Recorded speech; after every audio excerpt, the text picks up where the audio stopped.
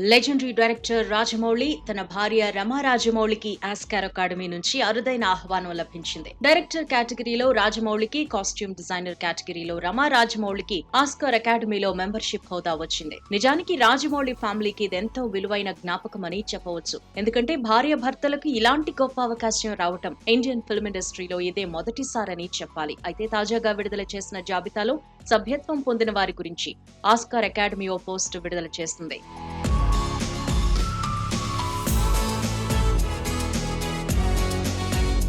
ఆ పోస్టులో 2024 సంవత్సరం కొత్త మెంబర్స్ కు ఇన్విటేషన్ పంపుతున్నందుకు హ్యాపీగా ఉందని, వరల్డ్ వైడ్ గా ఉన్న టాలెంటెడ్ వ్యక్తులకు అకాడమీ వెల్కమ్ చెబుతోందని పేర్కొంది. ఈ సంవత్సరం మొత్తం 57 దేశాల నుంచి సుమారుగా 487 మంది మెంబర్స్ కి ఆస్కార్ అకాడమీ నుంచి ఆహ్వానం అందింది. వీరందరినీ మోషన్ పిక్చర్స్ అండ్ సైన్స్ కేటగిరీలో ఎంపిక చేశారు. వీరిలో షబానా ఆజ్మీ, రితేష్ సిద్వానీ, శీతల్ ఆర్మా, రవివర్మన్, రీమాదాస్, నిషా పహూజా, రాజమౌళి దంపతులు ఉండడమే very special. Triple R team సభ్యులైన రామ్ చరణ్, ఎన్టీఆర్, కీరవాణి, చంద్రబోస్ ఆస్కార్ అకాడమీ కొత్త సభ్యులుగా గతేడాదే ఎంపికయ్యారు. ఆస్కార్ అకాడమీలో మెంబర్స్ గా ఉన్న వారికి కొన్ని బెనిఫిట్స్ ఉన్నాయి. ముఖ్యంగా ఆస్కార్ సినిమాలకు ఓటు వేసే హక్కు ఉంటుంది. అలాగే స్పెషల్ స్క్రీనింగ్స్, పలు వర్క్ షాప్స్, సెమినార్స్ కి వెళ్లొచ్చు. అకాడమీ జరిపే ఈవెంట్స్ కి వెళ్లొచ్చు. అకాడమీ లైబ్రరీకి కూడా యాక్సెస్ ఉంటుంది. అలాగే ఈ మెంబర్స్ నుంచి సినిమాకు సంబంధించిన సలహాలు, సూచనలు తీసుకుంటారు. దీంతో రాజమౌళి, రమా రాజమౌళికి అందరూ కంగ్రాట్స్ చెబుతున్నారు.